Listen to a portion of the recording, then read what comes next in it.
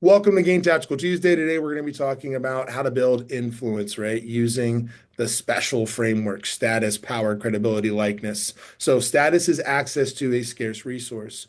Uh, the way Alex defines this is in the context, let's say, of an influencer. You might be familiar with this. So, status could be money, right? If you have access to a scarce resource, you have money, right? Like, Rob has a higher net worth than me. He's leading this investing call, right? But Rob, compared to a billionaire, right? Much more resources, much more access, much more status, right?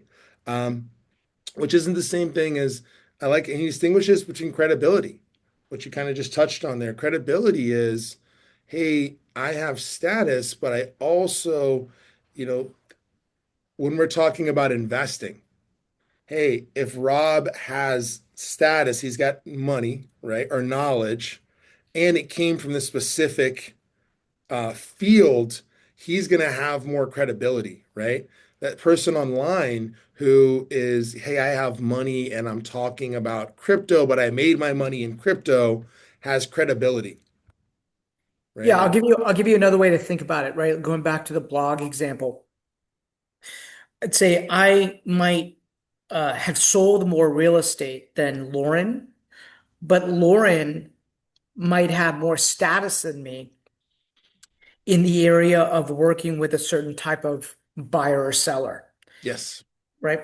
And so her specialized knowledge is a scarce resource, and it actually changes the balance of power because I might have more, deals under my belt, but she has more deals in this specific area. And so anybody, I want people to hear this, anybody can use a special framework in order to increase your status. That's what's so cool about it. Like it levels the playing field if you go deep. Yeah, because what really is happening is often like people aren't comparing ourselves. I mean, think about your life there in terms of there's lots of power dynamics. You know what I mean? And what I am looking for is maybe someone that has higher status than me, not always the highest status individual that I could possibly know. I want to talk to my manager, not the CEO. I've got a manager question, not a CEO question, right? I don't want to go talk to the CEO of the organization. I want to talk to an agent that's an expert on what I'm looking for. So status, let's just frame this in terms of knowledge, and I would say audience. Compared to my audience, I may have more status. I've got access to a scarce resource that's going to be attention and it's going to be knowledge.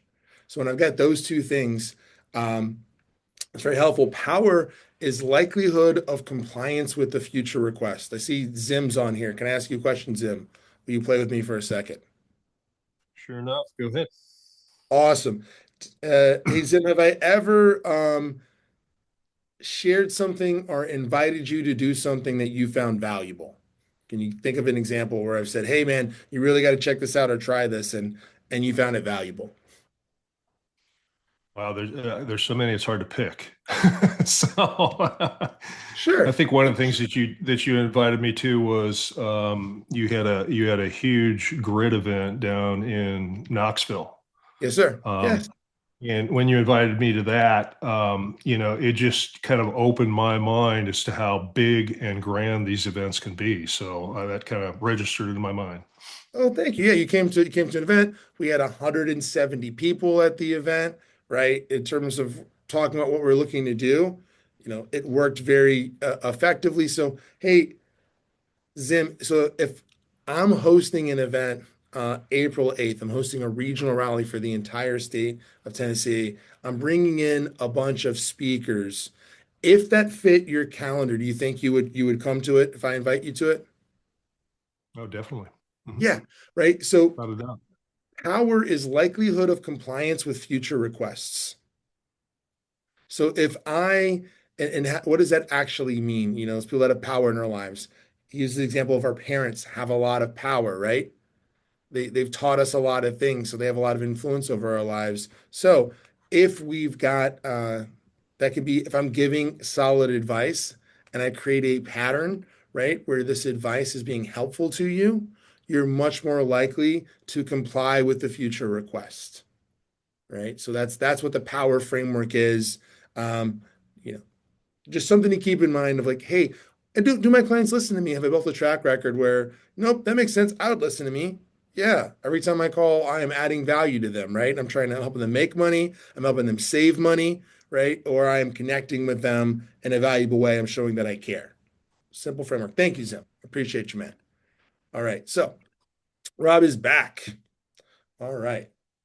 Let's talk about credibility and specifically let's go back to our blog example. Like what is credibility and how do we build it? I think you already kind of mentioned it with the wins.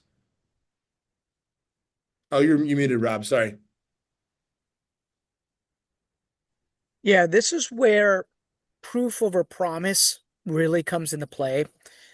I think in general, imagine this. Imagine that every sale you've ever done is recorded somewhere for people to see, right?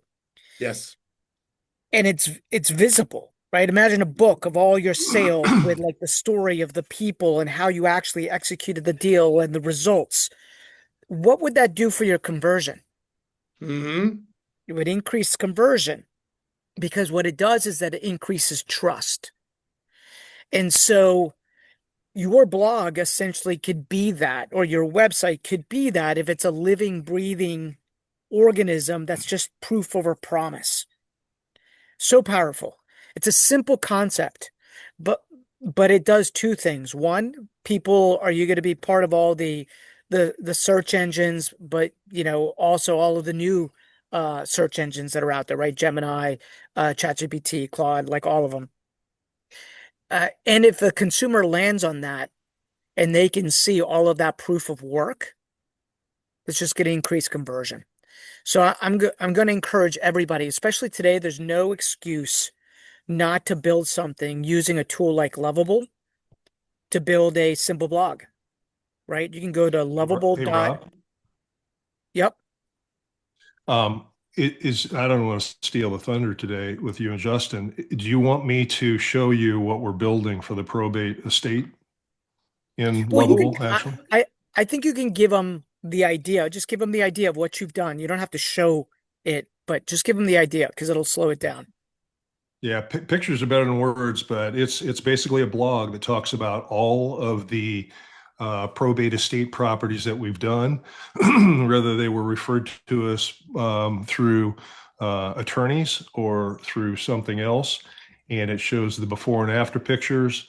Some of them are sell as is, some of them were total renovations. So we run through that entire thing, give before and after pictures. We also give before and after stats like this is how much the house would be if we sold it as is to an investor.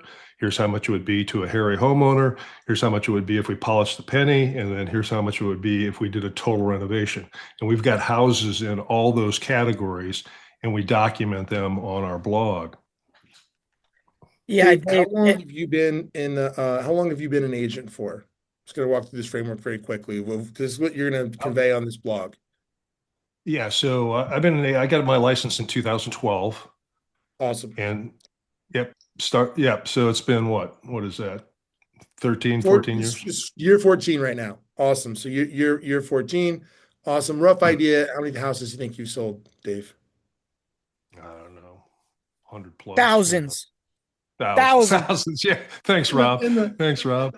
He's in, he's four, he's in yeah. 14 years of seen your clip, right? We're in the hundreds at this point, Yeah. right?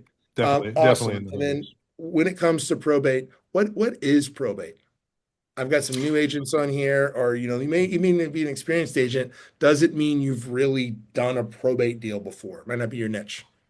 Yeah, and Kaza is great at different silos of affinity groups, right? So probate's one of them. So what a probate house is somebody dies, right?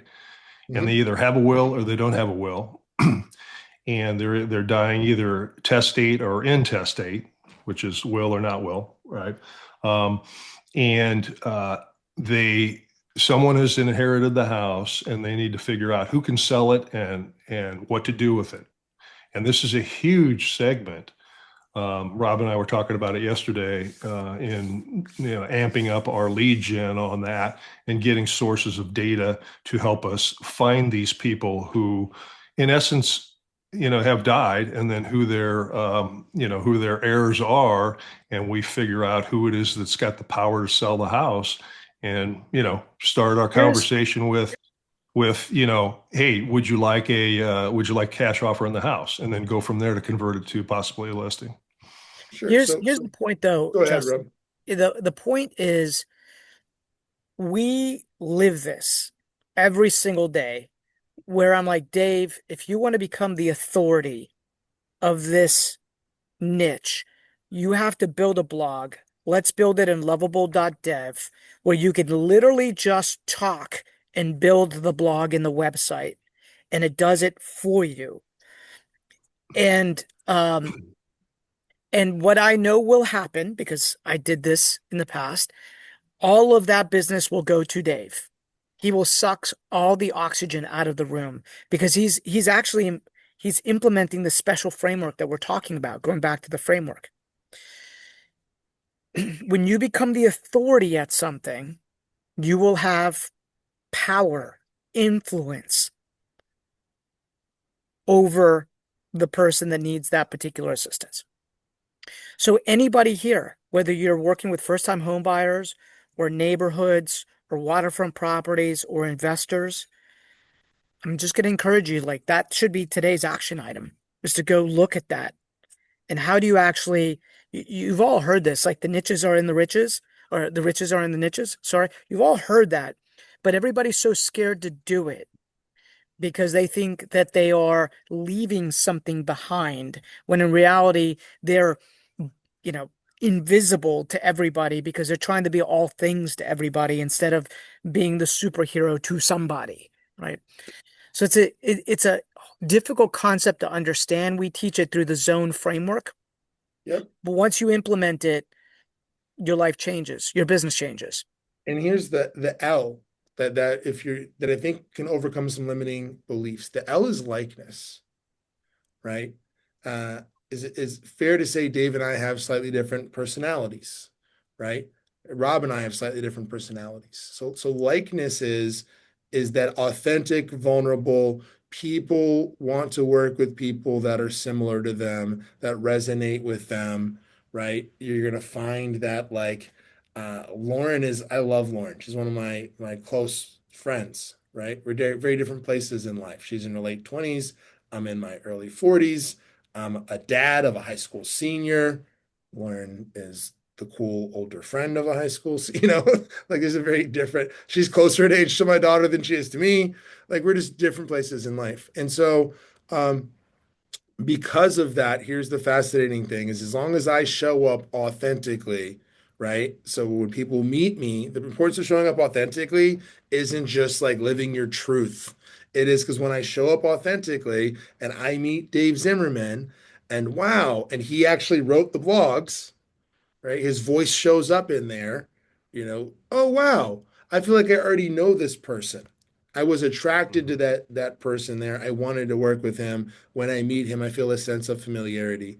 One of the important things I just want to underline when we're having these conversations, right, about social dynamics is there are some terms that have connotations that have neutral denotations. They have a neutral, right, dictionary definition. So when we talk about having power over someone else or having influence over someone else, right? You may say, "Hey, I don't want to have power over someone else, right? I'm collaborative. I'm not authoritarian." And we're just talking about in terms of a dial, right? Like how do we define these sorts of things? Like, I want to have a high level of influence over people in my sphere. Now, that influence can be positive, that influence can be negative, right? Zim, if you've ever worked with him, he is working out every single morning. So I was sometimes on these energy huddles, and Zim is on, right, this energy huddle, and he is a powerhouse dynamo of a man that is a positive. He has never said anything like, "Hey, man, you gonna work out, buddy? What's going on with you?"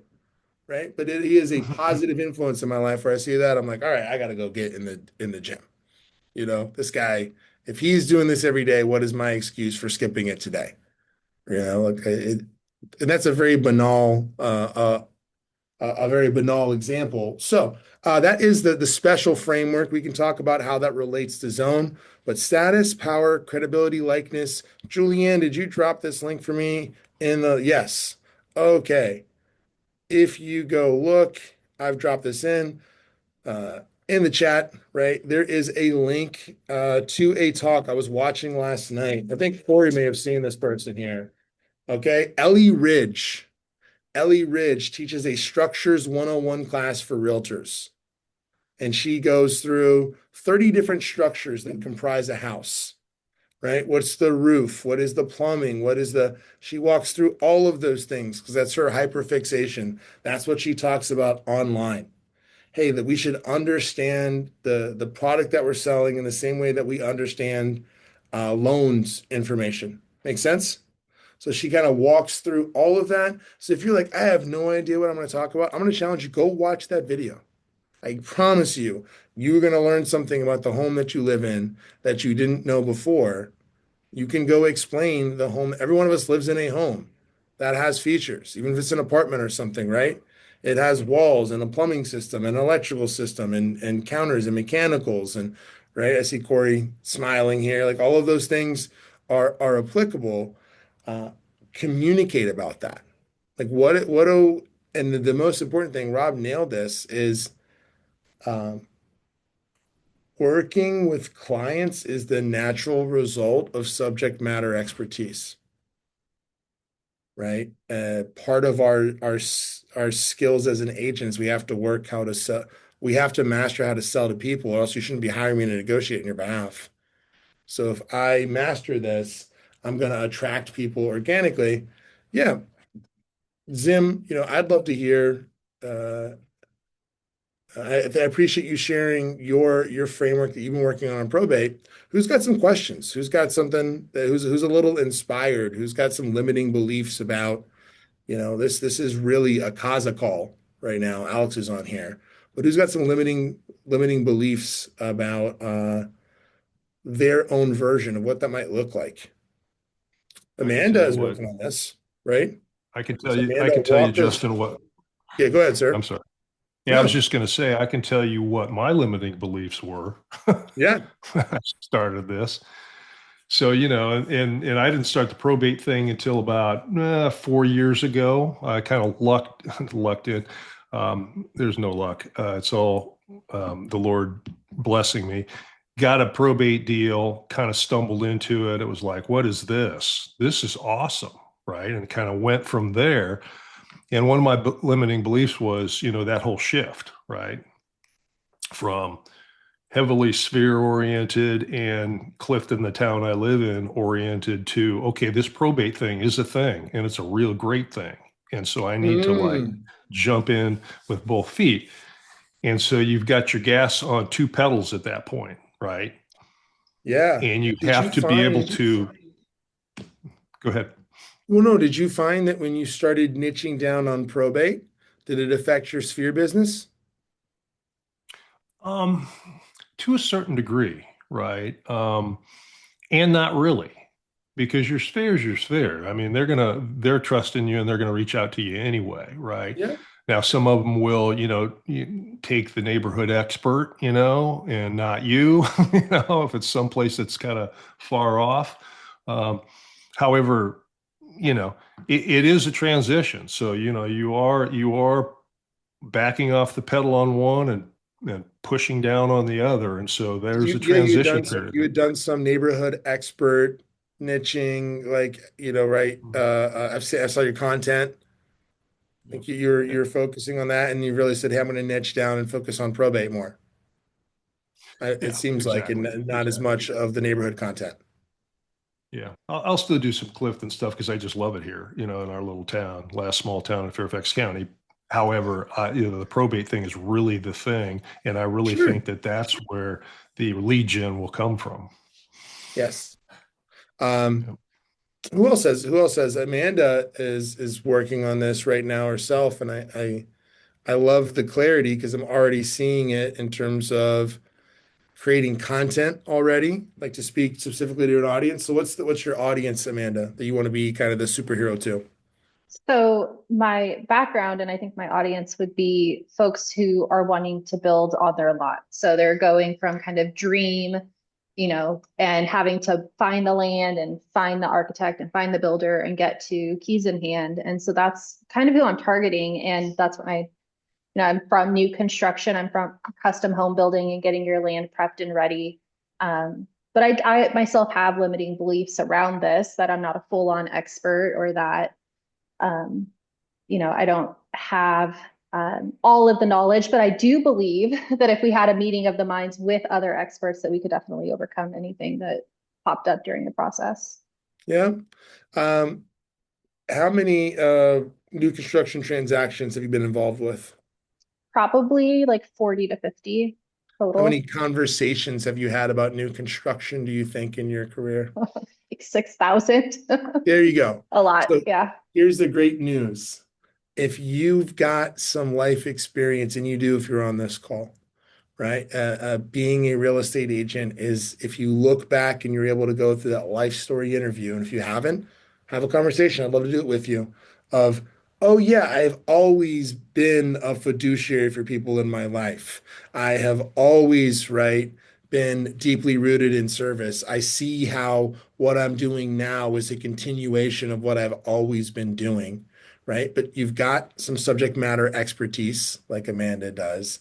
Then I can do something really exciting, which is, if I want to do this on social, I might just be transparent. Like, I'm going on the journey. Come with me.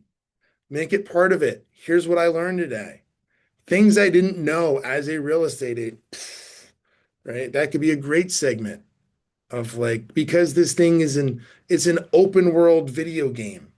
There's a totally unimaginable amount of side quests. If you stay in real estate long enough, you will perpetually be doing something where you feel like you're a beginner. Would you agree, Matt? You've been doing this for a long time. Do we find ourselves in situations where you're like, wow, I didn't think there was anything new?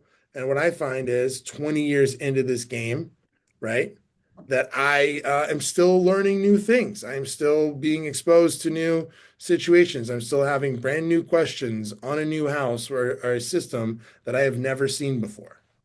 Not all Right. the time, but there's, I'm selling in a neighborhood I may not have sold before. I'm dealing Um, with, income that I hadn't had to deal before, right? Interestingly enough, I think the dynamic is actually a bit reversed, meaning when I was brand new in the industry, there wasn't that much to learn. As I've become more, as I've stayed longer and longer in the industry, I'm like, dude, I know so much less than I thought. I knew way more when I was early in the business. Thank you. Now, Yeah, I'm like, I know nothing. I make no assumptions because I'm like, anything, literally anything can happen in a real estate transaction. Everything's going, oh, okay. New agent on the team, first deal, high five.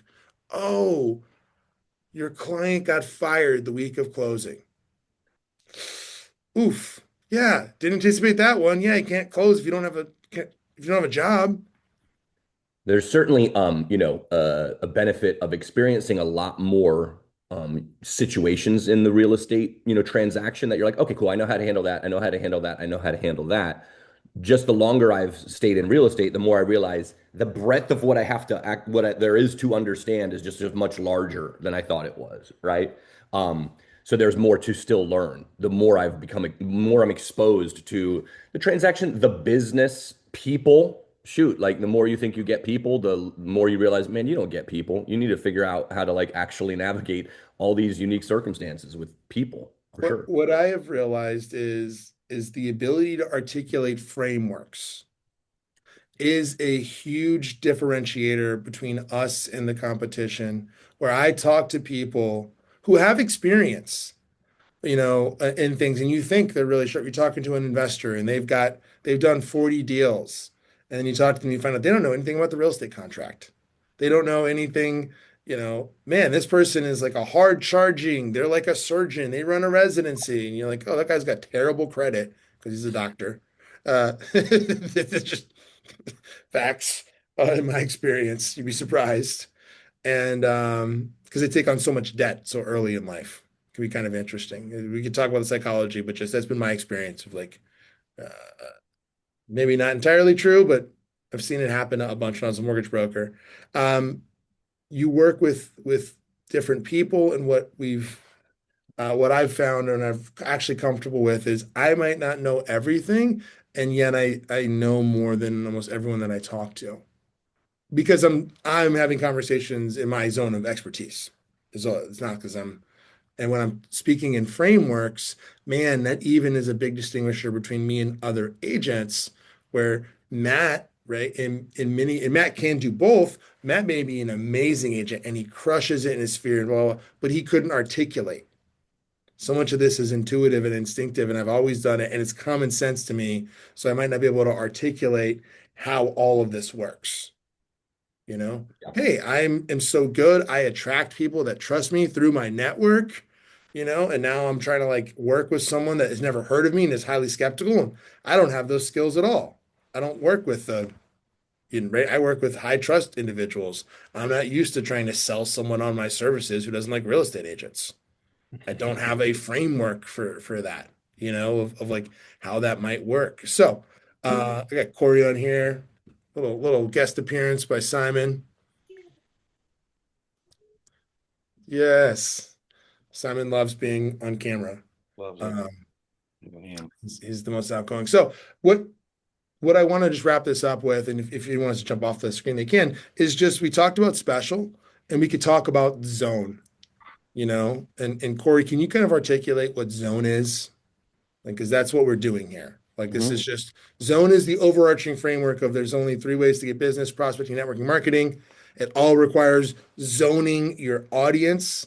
And once you zone your audience, then that may make it easier for you on how I become the superhero of that audience. If I think it could just be that simple of like, well, I'm not a probate niche, but I've got super clarity on my audience, and I just got to show up and be the hero for that audience, right? Matt, you are Mr. 20155. Pitbull's Mr. Worldwide, Matt's Mr. 20155. Uh, yeah, go ahead, Corey. What Yeah, is for what is sure. zone? Yeah, so that's the framework we use to help understand identifying your area of expertise, your zone of genius, and how you want to go and dominate that space. So we talk about like zeroing in on your target market, whether that's a geographic area or a psychographic thing. Thinking of seniors at downsize, man, just talking about new construction, people that are looking for that. Like those are all psychographic positions, not necessarily located to one specific area, but it's identifying that first off. So Like, psychographic is just, it sounds really fancy. It's just, we got geographic, and then psychographic is like the psychological profile of somebody. Like a first-time buyer is a psychographic, like through the yeah, demographics, the psychographic group. Awesome. yeah, Yep. where are they at in their mindset right now?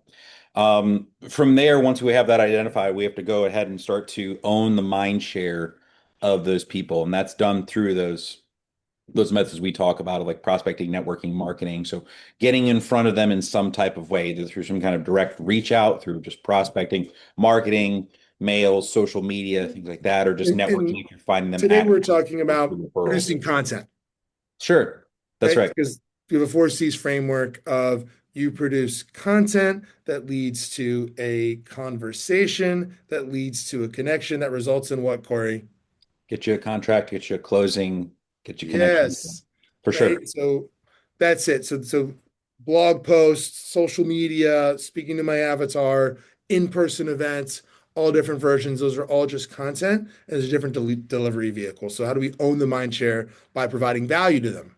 I want to double click on the content portion like real quick because Yeah. sometimes for people that sounds really intimidating as far as like, oh, I have to go. We think of content as something we have to create. And while it helps to go create it, you can share.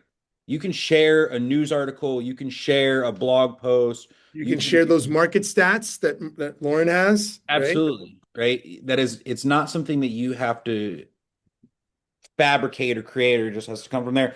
You just have to be a source and a distributor of the information and become the go-to source for people like in their mind's eye. Like I'm all right, I'll just grab some information here. Hey, did you see this article? Here's this development.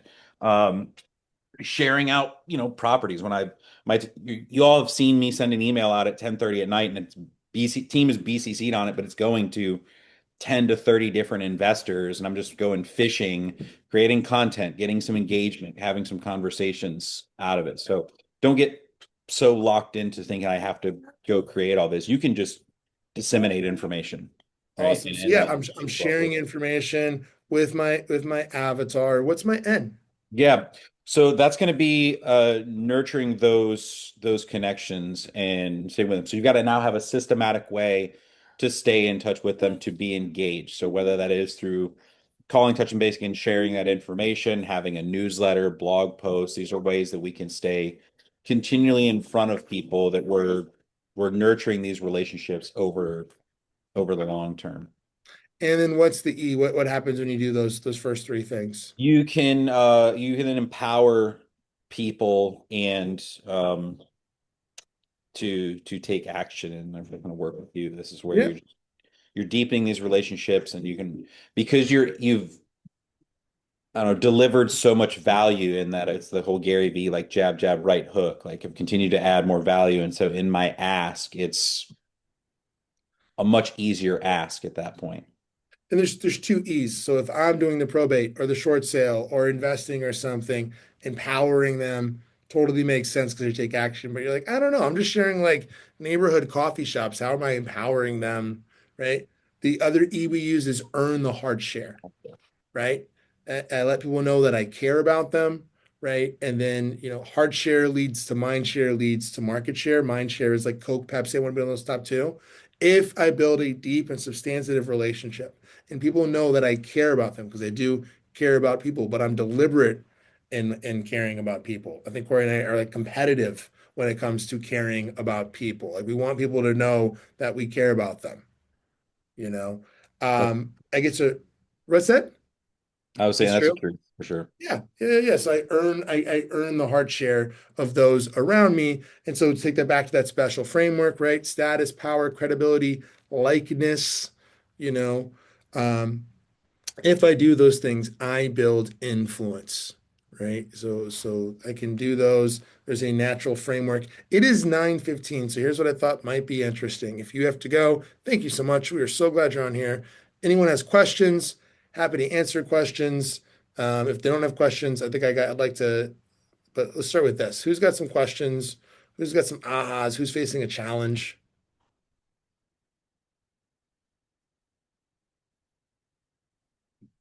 Who's scared to talk to the rest of Casa? They're feeling a little nervous. All right, cool. Zim, I would love to see your blog if you'd want to share it. If anyone's interested. We've got some minutes at the last here. I think that could be pretty cool. Julianne, if you can give him some screen sharing powers. Let's see if we can get this thing going here. All right. Yeah, you got it. You got Yes, me. Screen. Okay. I've All got right. you. So here it is. So Northern Virginia's trusted partner for probate and estate sales. Got my headshot on there. Talks about a little bit of that. There's the logo that we developed, says powered by CASA there. The CPE is our certification. Probate estate properties. So each of the properties that I do are in here. And this is, maybe one of the limiting beliefs before was, man, this is a lot of stuff. How do I do this? Right. Um, Chat GPT or Cloud makes this easy. You throw the pictures in there. On Chat GPT, you can basically turn on your microphone, and I just explain. I just basically narrate what happens in each of these properties, who was involved, what the challenges were, and all that. And then I say at the end, write me a blog article about it. Give me a reel that I can cut and put on the internet, So you're social using media. you're using AI to enhance. Oh, I'm for not sure. just asking AI to create. I'm saying I'm using AI as an editor, AI as Hmm. a ghostwriter, AI as a formatting partner. AI is very, very good when it comes to, I have found it formatting.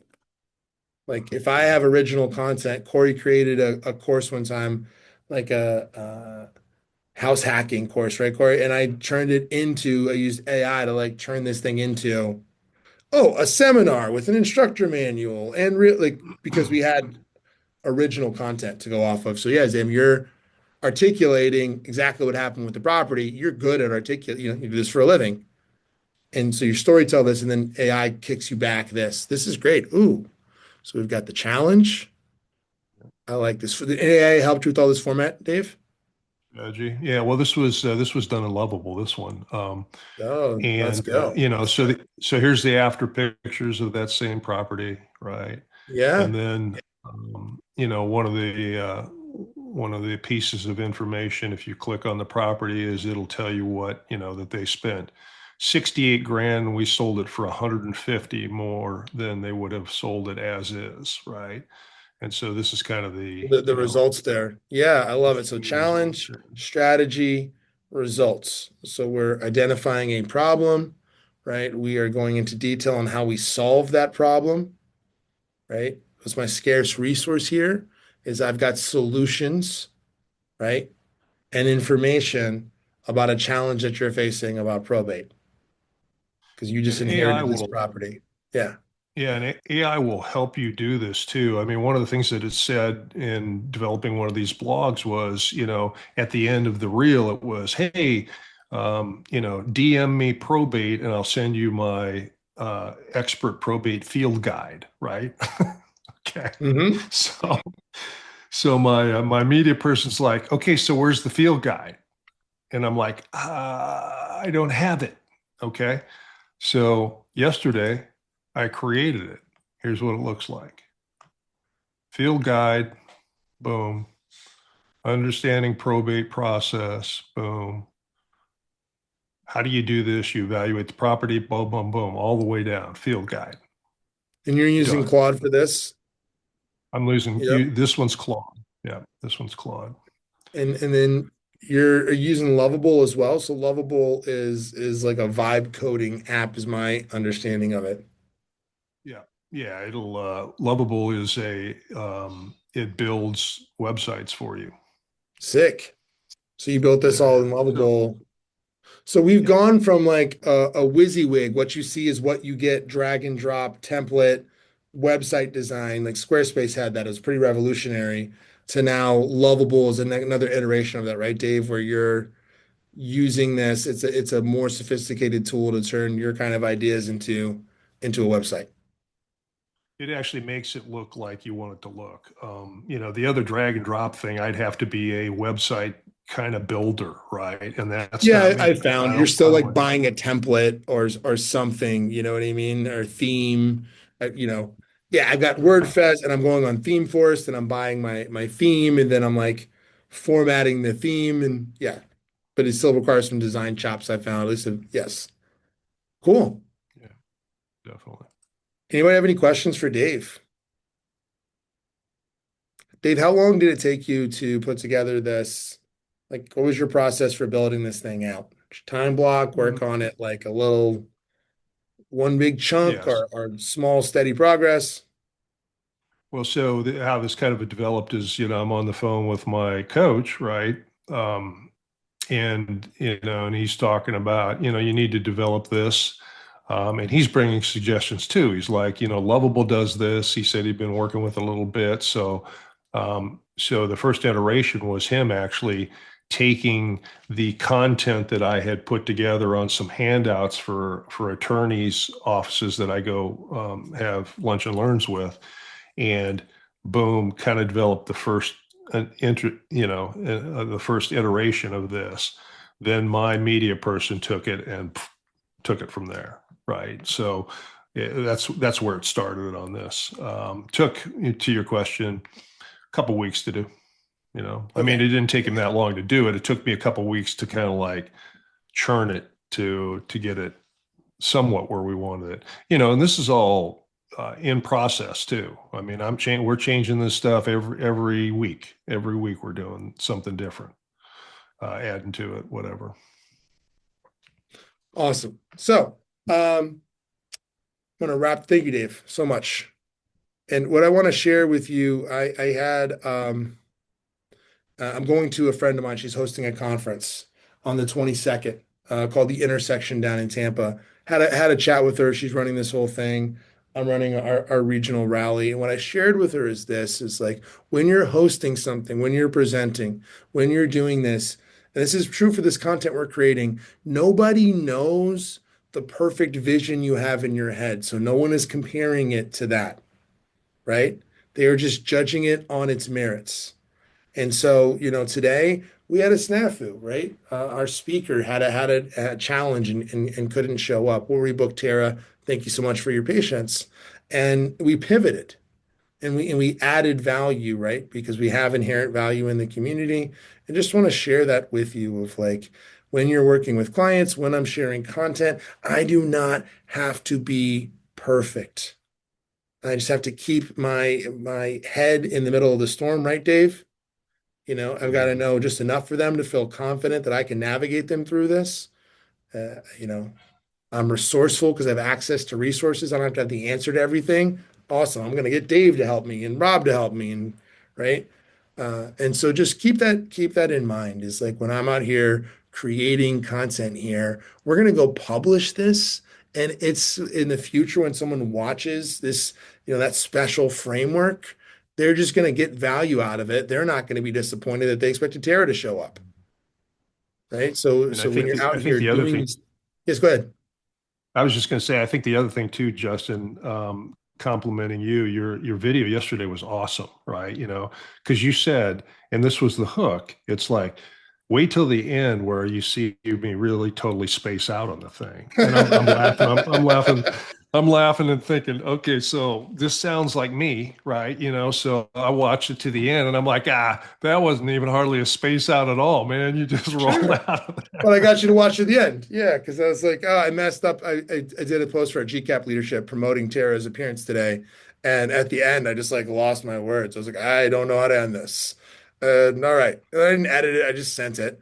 And then I was like, oh, I'm just going to wait till the end, rewatch me just, you know, buffering. So just want to share that with you, right? Because Corey's on here as well. Like we grew Grid Knoxville, and Dave was so complimentary out of this. Like we ran it so poorly.